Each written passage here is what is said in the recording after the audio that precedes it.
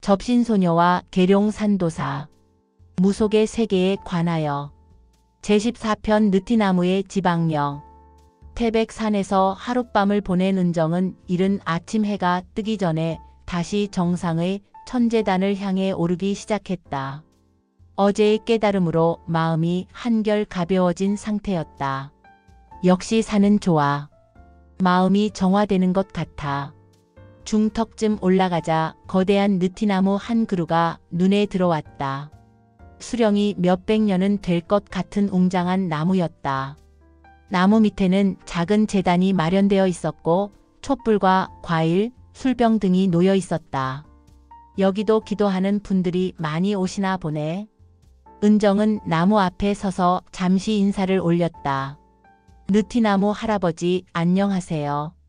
지나가는 길에 인사드려요. 그런데 이상했다. 나무 주변의 공기가 묘하게 무겁고 어둠침침했다. 은정이 몸서리를 쳤다. 갑자기 온도가 떨어지는 것을 느꼈다. 그리고 누군가의 시선이 느껴졌다. 누구세요? 조심스럽게 물었지만 대답은 없었다. 하지만 분명 무언가가 있었다. 강한 기운이 나무에서 뿜어져 나오고 있었다. 혹시 이 나무에 계신 분이 있나요? 그 순간 바람도 없는데 나뭇잎들이 바스락거리기 시작했다. 그리고 으스스한 웃음소리가 들려왔다. 크크크. 누가 감히 내 앞에.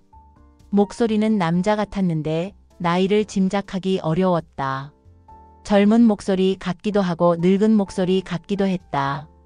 은정은 본능적으로 위험을 감지했다. 지금까지 만난 영혼들과는 차원이 다른 강한 기운이었다. 너, 무당이구나. 목소리가 더 선명해졌다. 네, 그렇습니다. 크크크. 좋다. 마침 내가 찾던 것이 스스로 걸어왔군. 무슨 말씀이세요? 나의 부하가 되어라. 갑자기 강한 압박감이 은정을 덮쳤다. 숨이 막힐 것 같았다. 부하라니요? 이 산을 오르내리는 인간들을 관리할 무당이 필요했는데 너 같은 어린 것이면 딱 좋겠군. 은정이 뒤로 물러서려 했지만 몸이 움직이지 않았다. 보이지 않는 힘에 묶인 것 같았다. 싫어요. 전 그런 일 안 해요. 선택권은 없다. 그 순간 은정의 가슴에 엄청난 압박이 가해졌다. 마치 거대한 손이 가슴을 꽉 짓누르는 것 같았다. 으아. 숨을 쉴 수 없었다. 가슴이 터질 것 같았다. 어떠냐? 내 힘이? 이 정도는 아무것도 아니다. 지방령의 목소리에 즐거움이 섞여 있었다. 너 같은 풋내기 무당 따위는 손가락 하나로도 충분하다. 은정은 정말 죽을 것 같았다. 시야가 흐려지고 의식이 멀어져 갔다. 이러다가 정말 죽겠어. 하지만 그 순간 청어 노인의 말이 떠올랐다. 진정한 힘은 부드러움에서 나온다. 은정은 가까스로 마음을 진정시켰다. 공포와 분노를 버리고 조용히 기도하기 시작했다. 신령님, 이 불쌍한 영혼을 올바른 길로 인도해 주세요. 뭐라고? 지방령이 당황한 듯 말했다. 저를 공격하지 마시고 어떤 사연이 있으신지 말씀해 주세요. 감히 나에게 동정을? 압박이 더 강해졌다. 하지만 은정은 계속 기도했다. 이분이 왜 이곳에 묶여 계신지, 어떤 한이 맺혀서 떠나지 못하시는지. 닥쳐. 그런 건 상관없다. 하지만 지방령의 목소리에 동요가 느껴졌다. 신령님, 이분의 마음에 있는 아픔을 달래주세요. 은정이 계속 기도하자 놀라운 일이 일어났다. 가슴을 짓누르던 압박이 조금씩 약해지기 시작한 것이었다. 그만해. 지방령의 목소리가 떨리고 있었다. 제발 말씀해 주세요. 어떤 일이 있으셨는지. 아니다. 나는. 압박이 더욱 약해졌다. 그리고 지방령의 모습이 희미하게 보이기 시작했다. 20대 후반으로 보이는 남자였다. 하지만 얼굴에는 깊은 절망과 분노가 서려 있었다. 왜 나에게 그런 눈으로 보는 거냐? 어떤 눈이요? 동정하는 눈, 불쌍하다는 눈. 지방령이 무릎을 꿇고 주저앉았다. 은정을 짓누르던 힘이 완전히 사라졌다. 누구도 나를 불쌍하다고 생각하지 않았는데 무슨 일이 있으셨어요? 은정이 조심스럽게 다가갔다. 나는 조선시대 이곳의 포졸이었다. 지방령이 떨리는 목소리로 말하기 시작했다. 양반들의 횡포를 막으려다가 누명을 쓰고 이 나무에서 목을 메어 죽었다. 그래서 이곳에 300년간 이 나무를 떠나지 못했다. 지방령의 목소리에 깊은 한이 서려 있었다. 처음에는 억울함과 분노 때문이었다. 하지만 이제는요? 무서워서 떠날 수가 없다. 무서워서요? 죽음 이후의 세계가 무서워서. 여기 있으면 적어도 존재는 할 수 있으니까. 지방령이 고개를 떨구었다. 그래서 이곳을 지나는 사람들을 협박해서 공약물을 받아먹으며 살았다. 공약물을요? 저 제단의 음식들.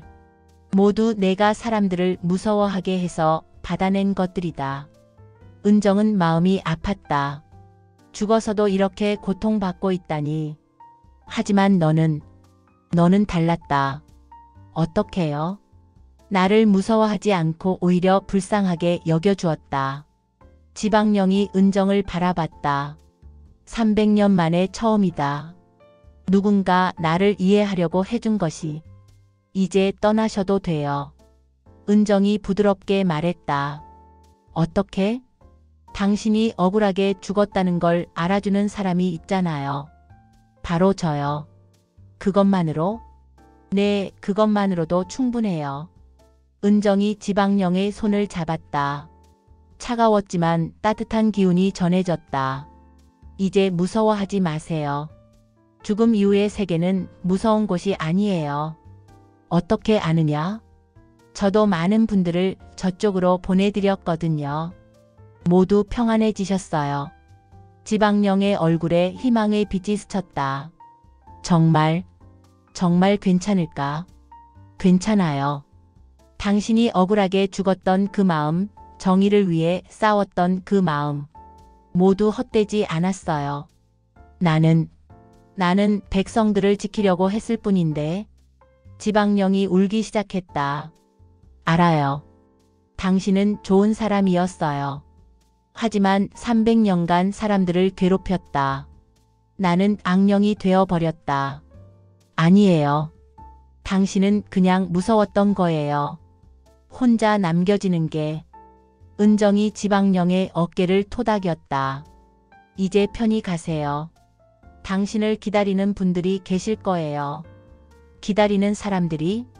네, 당신처럼 정의를 위해 싸우다 억울하게 죽은 분들이 당신을 기다리고 계실 거예요. 지방령의 눈에서 눈물이 흘렀다. 정말 갈 수 있을까? 갈 수 있어요. 이제 자유로워지세요. 은정이 조용히 기도를 시작했다. 신령님, 이분을 평안한 곳으로 인도해 주세요. 이분이 300년간 품고 있던 억울함과 외로움을 모두 씻어주시고 이제는 자유로운 영혼으로 새로운 여행을 시작할 수 있게 해주세요. 신기한 일이 일어났다. 느티나무 위로 따뜻한 빛이 내려오기 시작했다. 저 빛은? 지방령이 놀라며 위를 바라봤다. 당신을 맞으러 온 거예요. 나를? 네, 이제 그 빛을 따라가세요. 지방령이 천천히 일어났다. 얼굴에 있던 분노와 절망이 사라지고 평온한 표정으로 바뀌었다. 고맙다. 정말 고맙다. 지방령이 은정에게 깊이 절했다. 300년 만에 자유로워지는구나. 천만에요. 당신이 스스로 선택하신 거예요.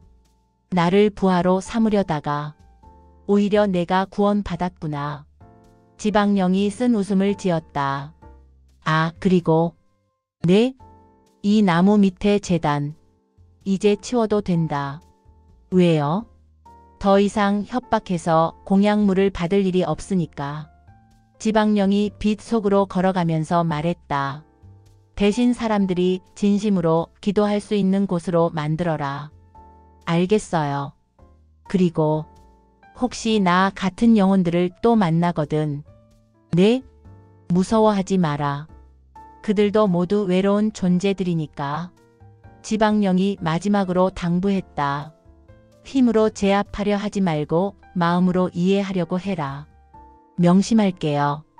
너는 진짜 무당이다. 지방령이 환한 미소를 지으며 빛 속으로 사라졌다. 느티나무 주변이 갑자기 밝아졌다. 아까까지 무겁고 어두웠던 기운이 완전히 사라지고 맑고 상쾌한 기운이 흘렀다. 은정은 한참 동안 그 자리에 서 있었다. 방금 일어난 일이 꿈만 같았다. 정말 같구나. 은정이 느티나무를 바라보며 중얼거렸다. 이제 나무는 그냥 평범한 나무였다. 더 이상 무서운 기운은 느껴지지 않았다. 재단을 정리하기 시작했다. 지방령이 말한 대로 협박으로 받은 공약물들은 치우고 대신 사람들이 진심으로 기도할 수 있는 깨끗한 공간을 만들었다. 이제 여기 오시는 분들이 편안하게 기도하실 수 있겠어. 작업을 마치고 나니 나무 주변이 완전히 달라 보였다. 밝고 평화로웠다. 은정은 느티나무에게 마지막 인사를 올렸다. 느티나무 할아버지, 이제 편안히 쉬세요. 더 이상 무거운 짐을 지지 않으셔도 돼요. 바람이 불어와 나뭇잎들이 살랑거렸다. 마치 고맙다고 인사하는 것 같았다. 산을 내려오는 길에 은정은 생각했다. 오늘 정말 많은 걸 배웠어. 지방령과의 만남은 무서웠지만 동시에 귀중한 경험이었다. 무당의 진짜 역할이 뭔지 알 것 같아. 그것은 단순히 점을 보거나 굿을 하는 것이 아니었다. 이승과 저승 사이에서 길을 잃은 영혼들을 올바른 길로 인도하는 것이었다. 힘으로 제압하는 게 아니라 마음으로 이해하는 것. 지방령이 마지막에 해준 말이 계속 머릿속을 맴돌았다. 그렇다. 어떤 존재든지 폭력이나 힘으로는 해결되지 않는다. 이해와 자비만이 진정한 해결책이다. 연꽃 땅에 도착한 은정을 할머니가 반겼다. 어서 와라. 잘 다녀왔니? 네, 할머니. 정말 많은 걸 배우고 왔어요. 무엇을? 은정은 태백산에서 있었던 일을 자세히 들려주었다. 할머니는 진지하게 들었다. 그래, 잘했다. 정말요? 그 지방령을 힘으로 물리치려 했다면 너도 다쳤을 거야. 하지만 자비로 감싸주니까 스스로 돌아갔지. 할머니가 은정의 어깨를 토닥였다. 이제 진짜 무당이 됐구나. 아직 멀었어요. 아니야. 오늘 내가 한 일이 바로 진짜 무당의 일이야. 할머니의 말에 은정이 가슴 뿌듯함을 느꼈다. 며칠 후 장 선생과 정법 스님이 함께 연꽃 땅을 찾았다. 은정씨, 태백산 다녀오셨다며요? 네, 정말 특별한 경험을 했어요. 은정은 지방령과의 만남을 이야기했다. 두 사람 모두 감탄했다. 대단하네요. 300년 된 지방령을. 장 선생이 놀라워했다. 불교에서 말하는 천도제와 같은 일을 하신 거네요. 정법 스님이 말했다. 천도제요? 죽은 영혼을 극락으로 인도하는 의식이에요. 은정 씨가 하신 일이 바로 그거예요. 그럼 불교와 무속이 또 통하는 거네요. 맞아요. 결국 목적은 같으니까요. 그런데 은정 씨 무섭지 않으셨어요? 장 선생이 물었다. 처음에는 정말 무서웠어요. 죽을 것 같았고. 그럼 어떻게 극복하셨어요? 할아버지가 가르쳐 주신 걸 떠올렸어요. 진정한 힘은 부드러움에서 나온다는. 역시 무위자연이군요. 싸우려고 하지 않고 이해하려고 하니까 오히려 해결됐어요. 정법 스님이 고개를 끄덕였다. 자비의 힘이네요. 부처님께서 말씀하신 대로예요. 그런데 한 가지 신기한 건 뭐가요? 그 지방령이 마지막에 저를 진짜 무당이라고 하더라고요. 진짜 무당이라. 장 선생이 생각에 잠겼다. 진짜 무당이 뭘까요? 아마 남을 위해 자신을 희생할 수 있는 사람이 아닐까요? 정법 스님이 말했다. 은정 씨가 오늘 하신 일이 바로 그거잖아요. 위험을 무릅쓰고 남의 영혼을 구한 거니까. 저는 그냥 불쌍해서. 그게 바로 자비심이에요. 할머니가 말했다. 진짜 무당은 자기를 위해 신을 부리는 게 아니라 남을 위해 자기를 바치는 사람이야. 은정이 깊이 공감했다. 앞으로도 그런 마음을 잊지 않을게요. 그래, 그 마음이 가장 소중한 거야. 그날 밤 은정은 신당에서 조용히 기도했다. 신령님, 오늘 지방령을 무사히 천도시켜 주셔서 감사합니다. 앞으로도 길을 잃은 영혼들을 만나면 올바르게 인도할 수 있게 도와주세요. 그리고 저 자신도 올바른 길에서 벗어나지 않게 해주세요. 바람이 불어와 촛불이 살랑거렸다. 신령님들의 응답 같았다. 은정은 오늘의 경험을 평생 잊지 않겠다고 다짐했다. 진정한 무당의 길이 무엇인지, 진정한 힘이 어디서 나오는지 깨달은 소중한 하루였다. 그리고 앞으로 만날 모든 존재들을 힘이 아닌 사랑으로 대하겠다고 마음속 깊이 새겼다.